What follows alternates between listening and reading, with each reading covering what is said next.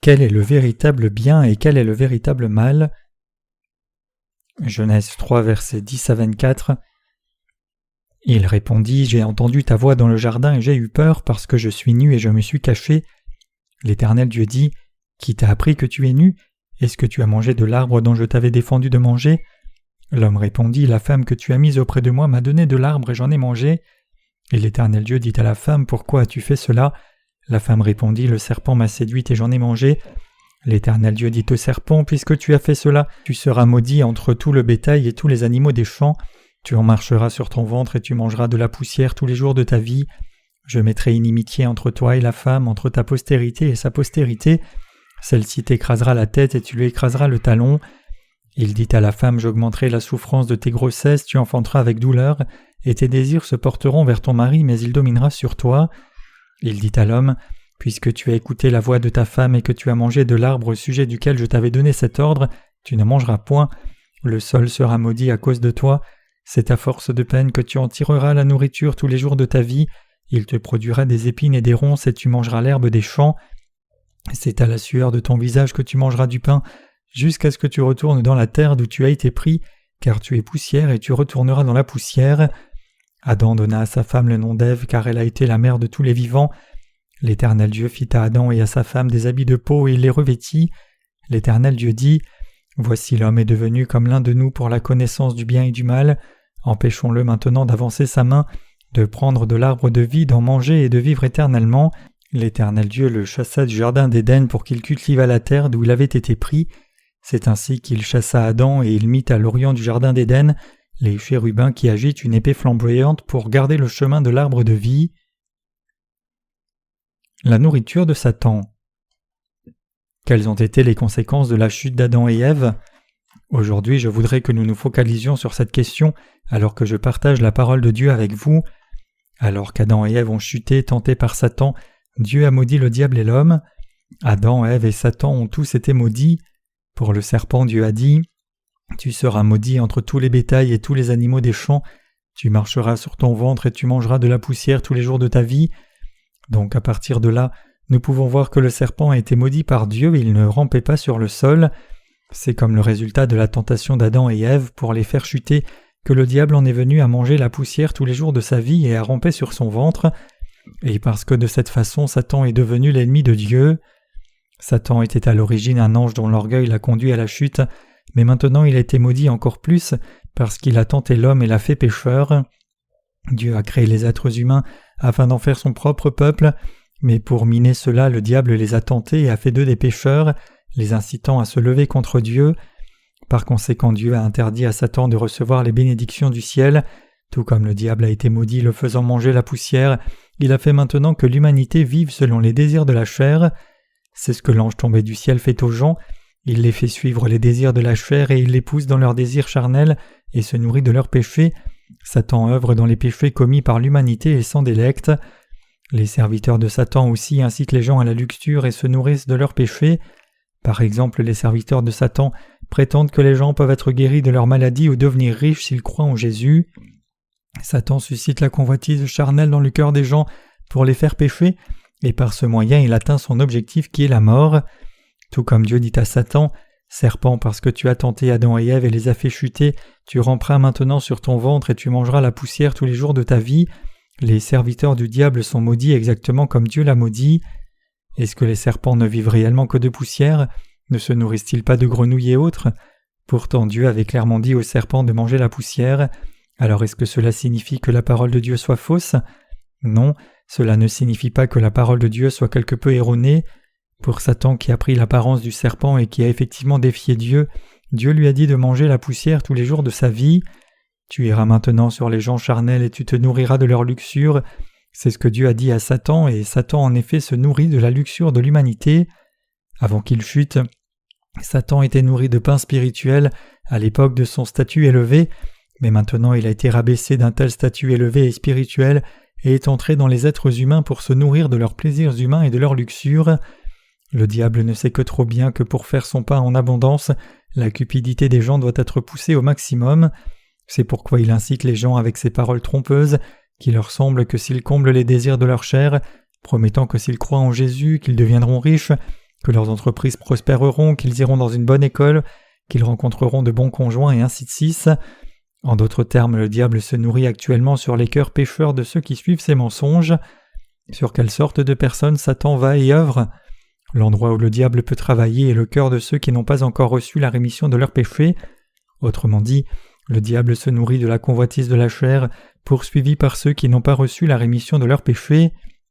Une fois, certains démons disciples de Satan ont supplié Jésus de les laisser entrer dans les ports. Luc 8, verset 32. Le diable est dans ceux qui suivent leurs propres désirs et veut seulement remplir le ventre de ces gens comme les cochons, et il construit sa maison dans leur cœur et vit là. À ce titre, les pasteurs qui s'enrichissent maintenant eux-mêmes sont de typiques serviteurs de Satan. Comment alors peut-on maintenant savoir qui est serviteur de Satan et qui est serviteur de Dieu? Les serviteurs du diable invariablement courent après des gains matériels seulement, comme fait le diable. Ce que Dieu a ordonné à Satan est exactement réalisé dans les ministères de ses serviteurs. Avant d'être maudit, Satan mangeait autre chose, mais maintenant, puisque Dieu lui a ordonné de manger la poussière pour le reste de sa vie, même en ce jour, Satan et ses serviteurs se nourrissent seulement des désirs obscènes qui viennent du cœur des gens. Les dirigeants chrétiens qui ne sont pas encore nés de nouveau veulent seulement augmenter le nombre de leurs fidèles et construire des églises encore plus grandes.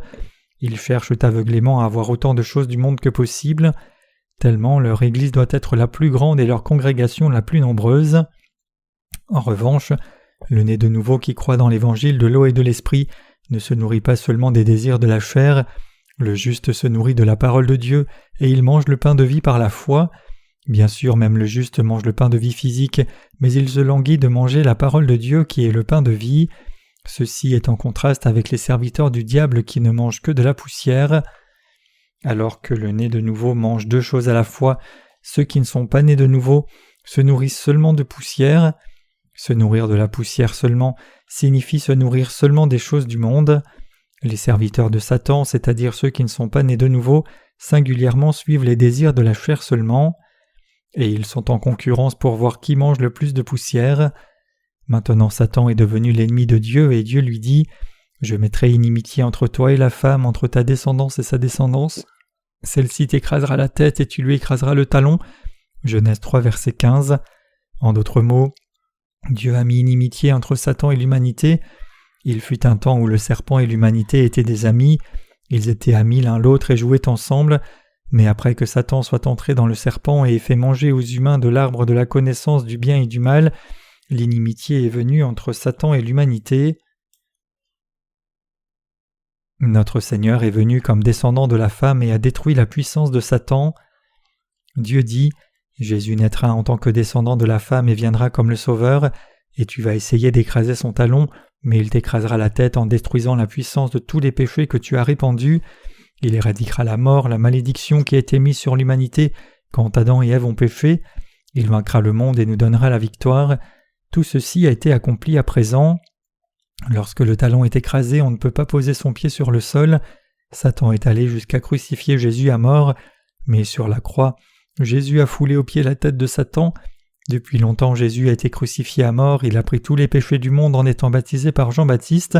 Ce faisant, il a pu porter la condamnation de tous les péchés que le diable a insufflés en Adam et Ève, et faire qu'il soit impossible pour Satan de jamais nous accuser de péché de nouveau. Ainsi, en étant crucifié, le Seigneur a écrasé la tête de Satan. Puisque Jésus a piétiné la tête du serpent, Satan ne peut pas inquiéter ceux qui croient en Jésus-Christ et l'acceptent comme Seigneur et Sauveur. C'est parce que la condamnation du péché a déjà été entièrement prise, et donc le diable ne peut pas les attaquer. Toutefois, pour ceux qui ne croient pas dans l'évangile de l'eau et de l'esprit, et n'ont donc pas reçu la rémission de leurs péchés, Satan œuvre encore en eux les incitant au désir de leur chair. Dieu dit à Adam « Puisque tu as écouté la voix de ta femme et que tu as mangé de l'arbre au sujet duquel je t'avais donné cet ordre, tu n'en mangeras point. Maudit est le sol à cause de toi. C'est avec peine que tu en tireras ta nourriture tous les jours de ta vie. » Comme l'homme a mangé le fruit que la femme lui a donné et a péché, alors il a reçu la charge de labourer le sol et d'entretenir sa famille à la sueur de son front. Dans le jardin d'Éden, il pouvait vivre sans travailler pour manger parce que Dieu avait tout donné, mais une fois qu'il a chuté et qu'il a été séparé de Dieu, il ne pouvait plus manger sans labeur. Cela signifie que l'humanité est maintenant effectivement maudite et chassée dans un monde inhospitalier. Il est écrit « Il dit à la femme, j'augmenterai la souffrance de tes grossesses, tu enfanteras avec douleur et tes désirs se porteront vers ton mari, mais il dominera sur toi. Genèse 3, verset 16. À l'époque d'Adam et Ève, avant leur chute, il n'y avait pas besoin que les désirs de la femme se portent vers son mari, ni qu'elle donne naissance dans la douleur. Mais une fois qu'elle est tombée dans la tentation de Satan et qu'elle a mangé de l'arbre de la connaissance du bien et du mal, elle a accouché dans la douleur et a été dirigée par son mari aussi. Si elle n'avait pas péché, elle n'aurait pas eu à être gouvernée, c'est parce qu'elle a péché qu'elle en est venue à être gouvernée par son mari. Qu'Ève devait être gouvernée par Adam signifie que l'humanité devait être jugée par Dieu. Ceux qui sont nés de nouveau par la foi dans l'évangile de l'eau et de l'esprit doivent être gouvernés par Dieu à travers son Église.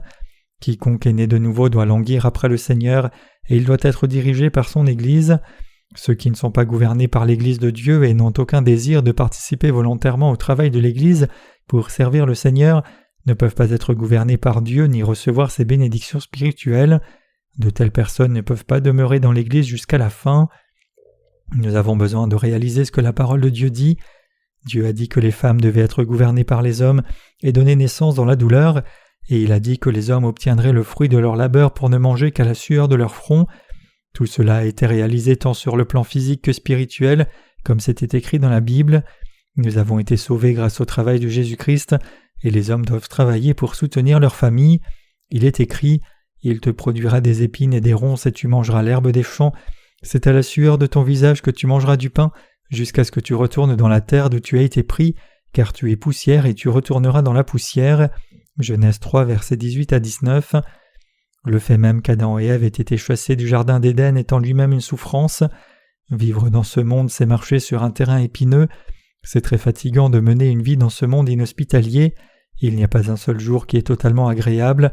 Ceci est le châtiment que Dieu a infligé à l'humanité. Si les êtres humains n'avaient pas mangé le fruit de l'arbre de la connaissance du bien et du mal, ils auraient pu vivre dans le paradis de l'Éden pour toujours, mais maintenant ils doivent retourner à la poussière, leur matériau d'origine. Les êtres humains ne sont rien de plus qu'une poignée de poussière quand ils meurent. Quand ils sont enterrés, ils pourrissent et retournent en poussière.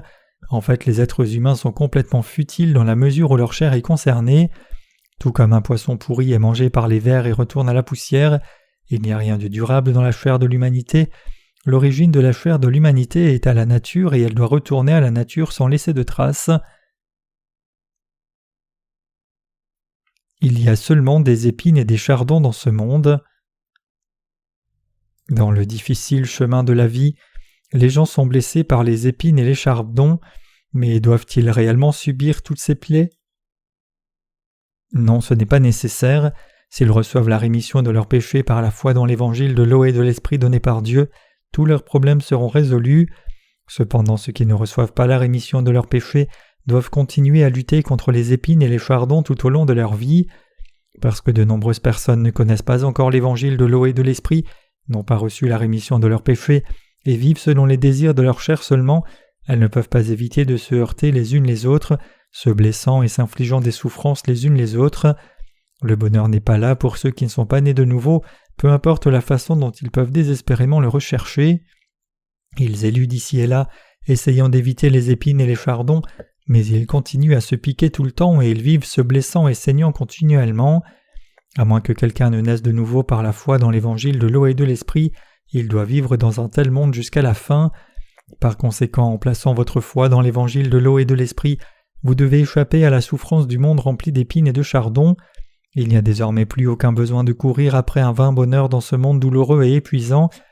Par la foi dans l'évangile de l'eau et de l'esprit maintenant, nous devons recevoir le salut de la véritable rémission des péchés dans nos cœurs et vivre en appréciant le véritable bonheur donné par le Seigneur. Tous ceux qui maintenant ont été sauvés de leurs péchés par la foi dans l'évangile de l'eau et de l'esprit ont été vraiment libérés du pénible chemin de la vie rempli d'épines et de chardons. Il est écrit « L'homme donna à sa femme le nom d'Ève, car elle a été la mère de tous les vivants. L'Éternel Dieu fit à Adam et à sa femme des habits de peau et il les revêtit. » Genèse 3, versets 20 à 21. Certains prétendent qu'il y avait d'autres êtres humains en dehors d'Adam et Ève. Satan a propagé ce mensonge, et beaucoup de ceux qui ne sont pas nés de nouveau en sont venus à être d'accord avec cela. Dieu a clairement dit « Adam a appelé sa femme du nom d'Ève parce qu'elle était la mère de tous les vivants. » Cela signifie que les ancêtres de l'humanité sont Adam et Ève, et tous les êtres humains sont nés de femmes. De récentes découvertes scientifiques prouvent aussi que tous les êtres humains sont les descendants d'une seule femme, Ils ont découvert que les mitochondries de l'ADN humain sont héritées seulement par la lignée maternelle, alors que l'ADN d'un noyau est hérité par la combinaison des ADN des deux parents. Et ce qui est vraiment étonnant, c'est le fait que toutes les mitochondries d'ADN des êtres humains sont absolument identiques.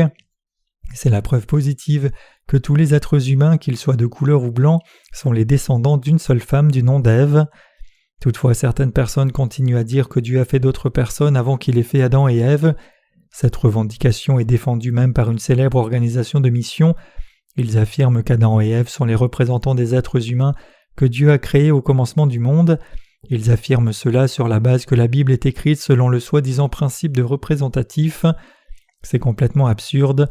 Sachant que de telles affirmations seraient faites, la Bible met incontestablement fin à cette question. S'il est logique de dire que leur durée de vie s'étendait sur 900 ans, Adam et Ève ont donné naissance à de nombreux enfants, ayant non seulement Caïn et Abel, mais aussi beaucoup plus d'enfants, il est absolument insensé de prétendre que l'humanité existait avant Adam et Ève. La Bible est-elle fausse? Si oui, alors tout ce que Jésus-Christ a fait est quelque chose de fabriqué, et Adam et Ève sont faux aussi. Lorsque je participais à un séminaire il y a longtemps, un certain professeur a déclaré qu'il n'excluait pas la présence d'étrangers dans l'espace.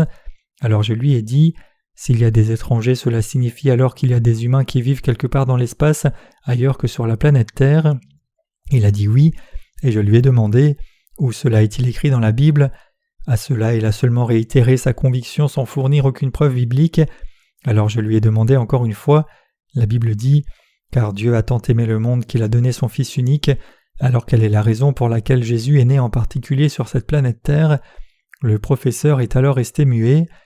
Certains prétendent que Dieu a fait l'humanité avant même l'existence d'Adam et Ève, mais la Bible dit qu'Adam appela son épouse Ève, ce qui signifie la mère de tous les vivants. Cela signifie que c'est par Ève que tous les humains en sont venus à exister dans ce monde.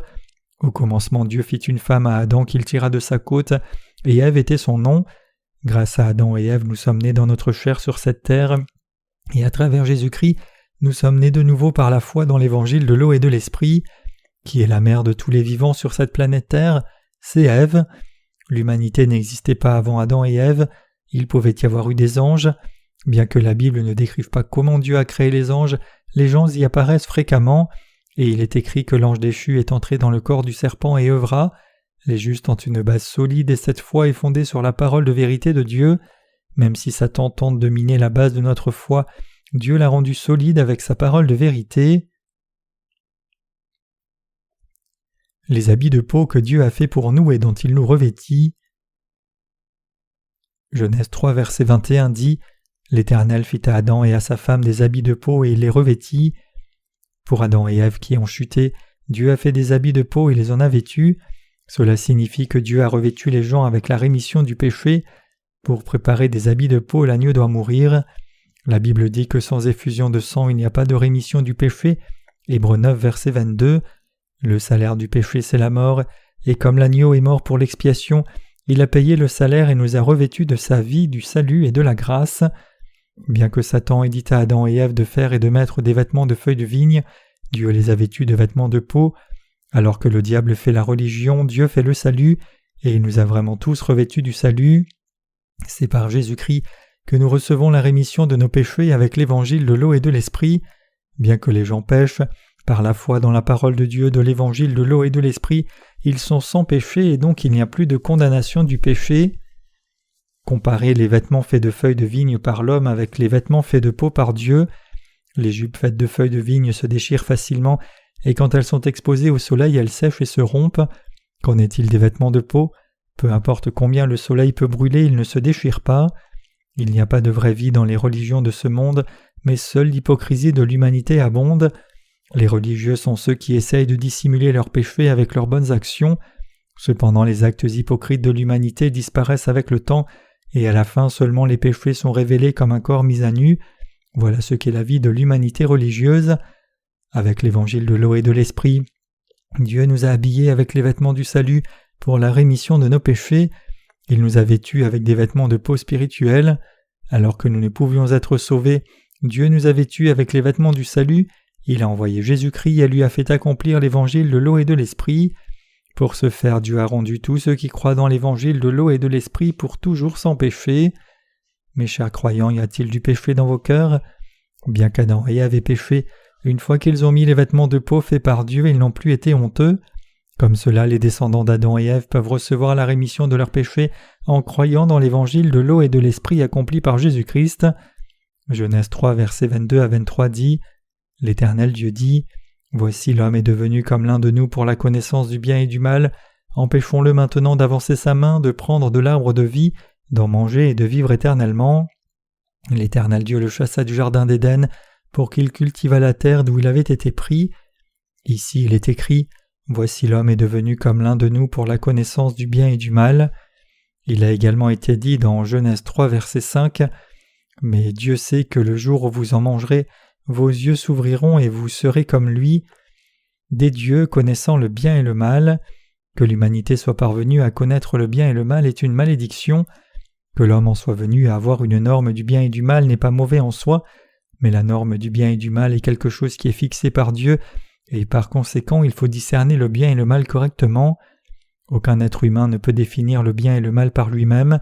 Seul Dieu peut définir et juger du bien et du mal, mais Dieu dit ici qu'Adam et Ève, lorsqu'ils ont chuté, en sont venus à connaître le bien et le mal, car Dieu a dit « L'homme est devenu comme l'un de nous pour la connaissance du bien et du mal. » Dieu a la bonne connaissance du bien et du mal, non. Nous les humains aussi connaissons le bien et le mal, non. Mais la norme est différente. En d'autres termes, alors que la bonté de Dieu est la bonté absolue, la bonté de l'homme est égoïste, égocentrique. Nous devrions avoir l'absolue et parfaite norme de bonté fixée par Dieu, mais la bonté de l'humanité est simplement égoïste et donc elle est fallacieuse. Étant donné que c'est la bonté de l'humanité déchue, cela ne peut pas être autre chose que de l'hypocrisie. Pour faire la guerre, il doit d'abord être établi que c'est pour une juste cause, tout ceci parce que la guerre est toujours faite sous le prétexte de vaincre le mal. Cependant, dans le monde de l'humanité, la norme du bien et du mal est toute relative. De notre point de vue, le pays ennemi ne peut être rien de plus qu'une nation méchante, mais à cause de leur perspective, nous sommes leurs ennemis, et notre nation est une nation mauvaise. Quand nous regardons le conflit entre Israël et la Palestine, les deux parties peuvent venir avec plus qu'assez de justification pour se détruire l'une l'autre comme méchants ennemis. Comme cela, il nous est impossible de trouver la bonté absolue dans le monde de l'humanité. Ni l'une ni l'autre des nations ne peut prétendre être l'absolue norme de bonté. Le propre standard de vertu des êtres humains ne peut pas être une vérité absolue. Satan étant notre éternel ennemi, nous devons mener notre guerre spirituelle sans échouer. Le standard du bien doit être en premier établi en nous. Étant donné que les êtres humains sont imparfaits, si nous définissons la vertu de nous-mêmes, nous nous tiendrons contre Dieu. Seul Dieu peut discerner le bien et le mal, et lui seul peut fixer l'absolu standard de vertu. Dans le monde de Dieu, sa parole est la norme de toute justice et vertu. Cette parole de Dieu est l'absolue bonté de Dieu et l'immuable vérité qui défie le temps et l'âge. Il est mauvais pour vous d'établir la norme du bien et du mal selon vos propres critères. C'est parce que cette norme elle-même est relative. Il est erroné de prendre quelque chose de relatif comme la norme absolue. Par exemple, dans mon pays, lorsque les parents meurent, ils sont enterrés dans le sol, mais une certaine tribu dans une île de Papouasie-Nouvelle-Guinée considère comme un fait vertueux de manger la chair de ses propres parents morts, car il est impossible pour les membres de la tribu de laisser la chair de leurs parents ravagés par des asticots. Laquelle de ces deux pratiques alors est vertueuse? Chaque pratique est vertueuse pour ses praticiens, mais est-ce une vertu absolue? Est-il juste que les morts retournent à la poussière? Que ce soit les asticots ou les humains qui mangent les morts, est-ce une pratique plus mauvaise l'une que l'autre? Pour nous, fixer nos propres normes de vertu, c'est tomber dans notre propre fierté et être pris dans le piège du diable. Le même principe s'applique à notre vie de foi. Ce que nous pouvons croire juste à nos propres yeux n'est pas nécessairement juste aux yeux de Dieu. Certaines personnes disent « Je ne suggère pas que l'évangile de l'eau et de l'esprit soit faux. Tout ce que je dis, c'est que la foi dans le sang de Jésus à la croix seule ne doit pas être rejetée comme fausse. » Vu comme cela, ils croient aussi en Jésus et donc ils pensent être vertueux pour donner leur reconnaissance comme les autres, mais ce qu'ils reconnaissent comme bien est vraiment mal devant Dieu. Pour nous, donner crédit à ceux qui ne croient pas en accord avec la parole de Dieu, c'est tolérer la méchanceté des incrédules en la parole de Dieu. Si nous approuvions les faux évangiles différents de l'évangile de l'eau et de l'esprit, ce serait mal devant Dieu. Nous devons connaître correctement quand nous croyons en lui. En ce qui concerne la nature humaine elle-même, ni les adeptes des faux évangiles, ni nous ne sommes meilleurs ou pires, mais je dis seulement que Dieu seul est juge, vérité et standard du bien et du mal. En d'autres termes, Dieu est la seule mesure de vérité. Nous ne devons jamais essayer de vivre nos vies de foi en nous basant sur le propre standard humain. Dieu a empêché nos ancêtres qui n'ont pas cru dans sa parole de manger le fruit de l'arbre de vie.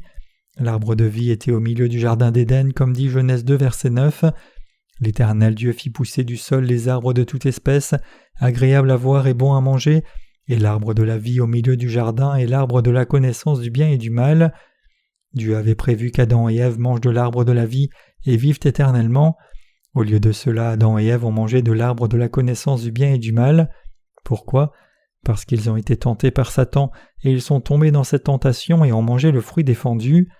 Trompés par la tentation de Satan, Adam et Ève se sont levés contre Dieu sans même le réaliser. Pour se tenir contre Dieu, il faut avoir sa propre norme. C'est pourquoi Dieu avait dit à Adam et Ève de ne pas manger de l'arbre de la connaissance du bien et du mal, de peur qu'ils ne se tiennent contre lui.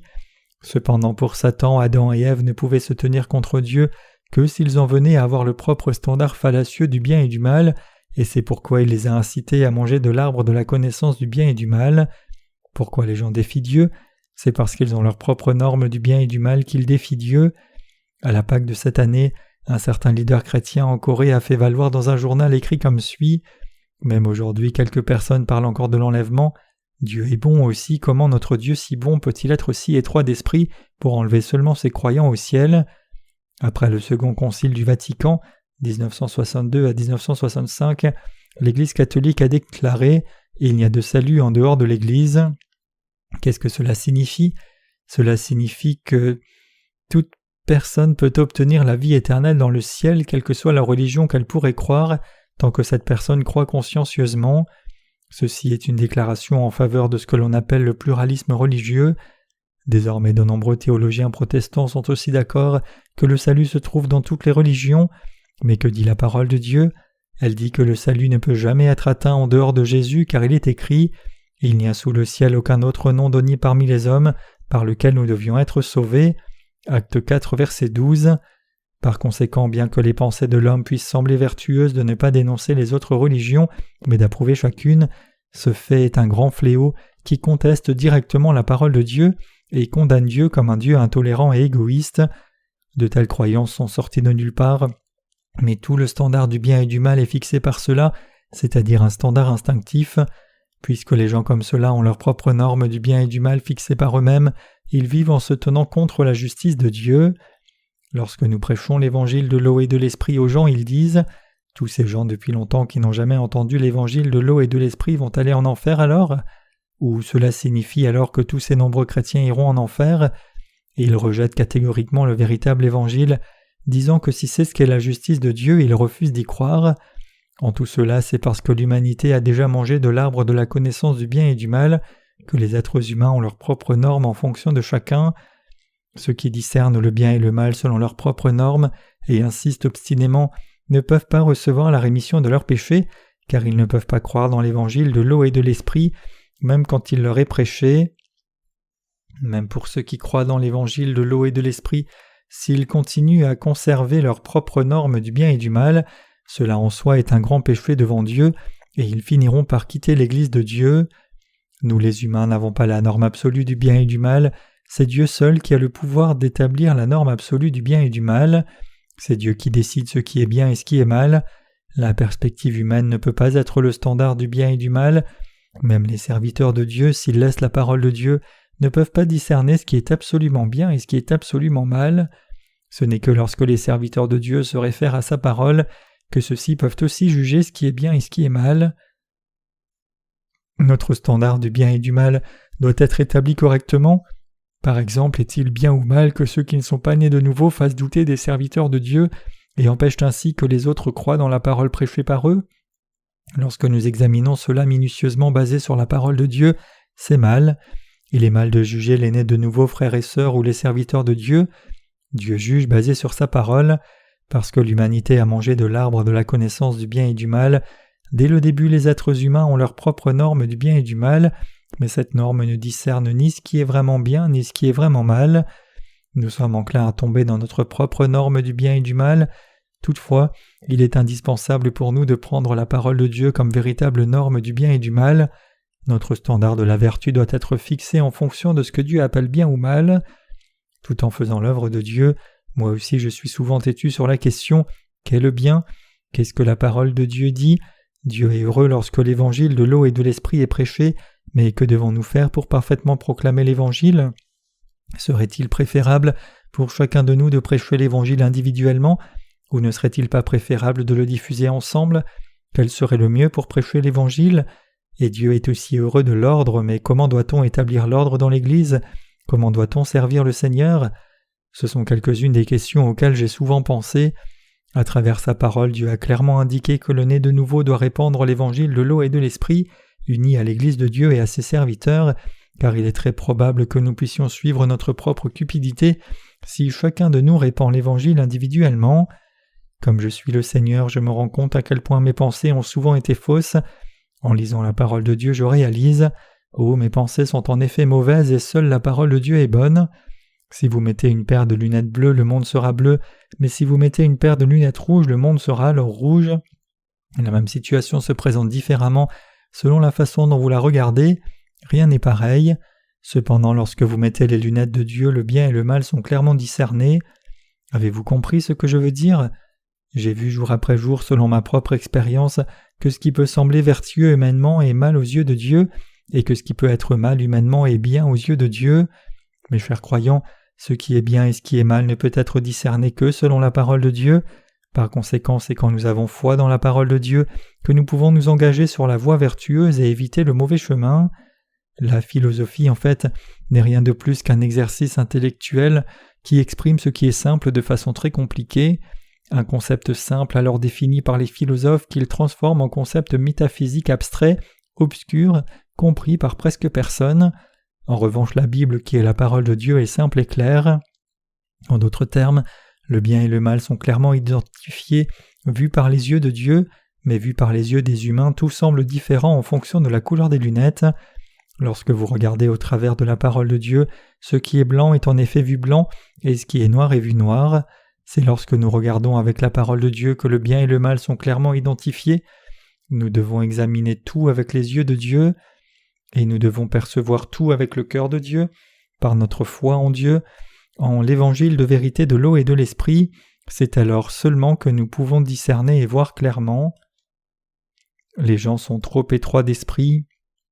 L'Église presbytérienne critique l'Église pentecôtiste, et en retour l'Église pentecôtiste critique l'Église presbytérienne, mais tout cela est dû au fait que chaque confession regarde à travers ses propres objectifs.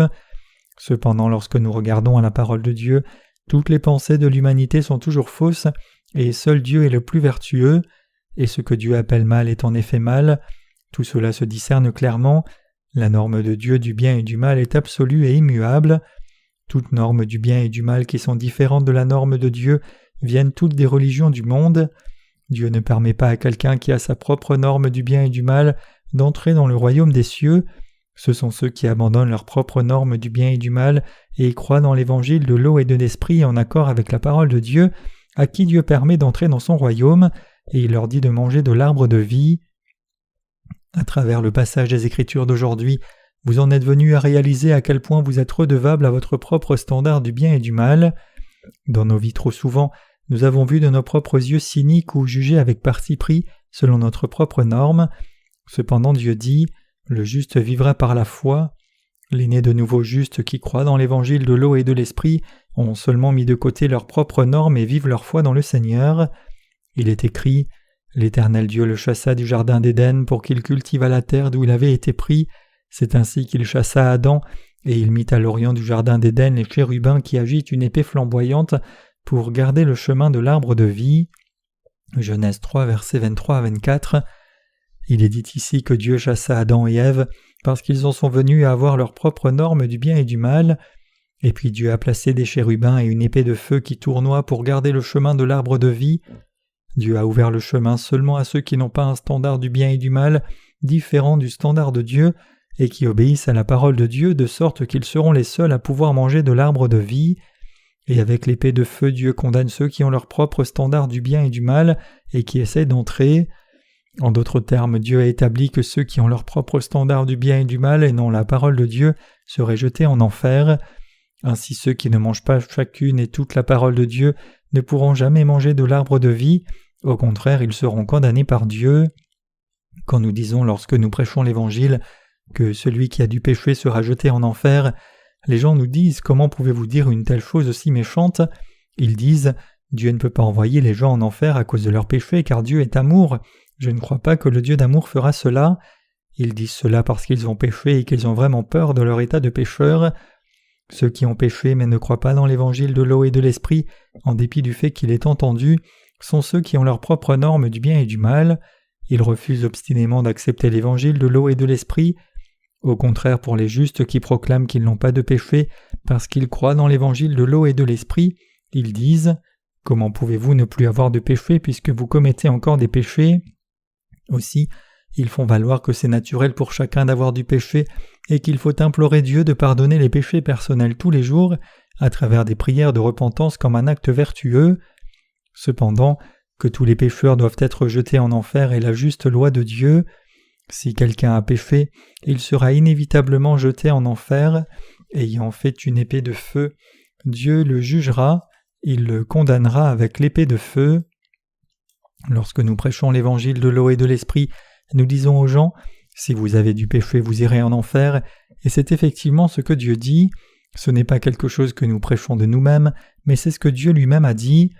Cependant, en dépit de cela, la plupart des chrétiens disent que ce n'est pas grave s'ils ont du péché dans leur cœur aussi longtemps qu'ils croient en Jésus, et ils prétendent que parce qu'ils croient en Jésus, ils peuvent toujours aller au royaume des cieux même s'ils ont péché. Ils sont très agités contre nous et choqués par le fait que nous leur avons dit « Vous êtes pécheurs et si vous avez des péchés, vous irez en enfer ». Ensuite nous leur demandons comment quelqu'un qui croit en Jésus dit qu'il a du péché dans son cœur. Quand Jésus a été baptisé, il a accepté tous les péchés du monde et il a payé le salaire de tous ses péchés. Il est allé à la croix et il est mort. Alors comment pouvez-vous dire qu'il y a du péché dans vos cœurs alors même que vous clamez croire en Jésus ? Toute personne qui a une norme du bien et du mal distincte de celle de Dieu ne peut jamais manger de l'arbre de vie. Qui alors peut manger de cet arbre ? Seuls ceux sans leur propre standard du bien et du mal peuvent manger de l'arbre de vie. Ceux qui renient leurs pensées, ceux qui reconnaissent Dieu et ceux qui ont reçu la rémission de leurs péchés par la foi dans l'Évangile de l'eau et de l'Esprit, ce sont ces personnes qui peuvent prendre et manger le fruit de l'arbre de vie. C'est parce que vous aussi avez rejeté votre propre norme du bien et du mal que vous pouvez entendre et accepter la parole de Dieu avec un Amen, et c'est ainsi que vous avez reçu la vie. Ceux qui ont mis de côté leurs propres normes et ont renié leurs propres pensées croient dans toute la parole de Dieu, peu importe ce qu'elle dit, ils sont capables de croire comme cela. Pour autant que les péchés du monde sont concernés, Jésus les a tous pris de la création du ciel et de la terre jusqu'à la fin du monde, et donc où est le péché ? Mes fautes passées ont toutes disparu, tout comme Jésus a pris aussi mes péchés futurs. Quand les péchés du monde sont mis ensemble, ils sont seulement un seul à la vue de Dieu. Ce qui est important n'est pas comment nous voyons tout maintenant, mais comment Dieu voit cela, et que c'est le jugement de Dieu qui est le plus juste. Ceux qui ne croient pas dans l'Évangile de l'eau et de l'Esprit ne regardent pas la parole de Dieu de son point de vue, mais avec leurs propres yeux. Nous devons choisir d'accepter le même standard du bien et du mal que Dieu a.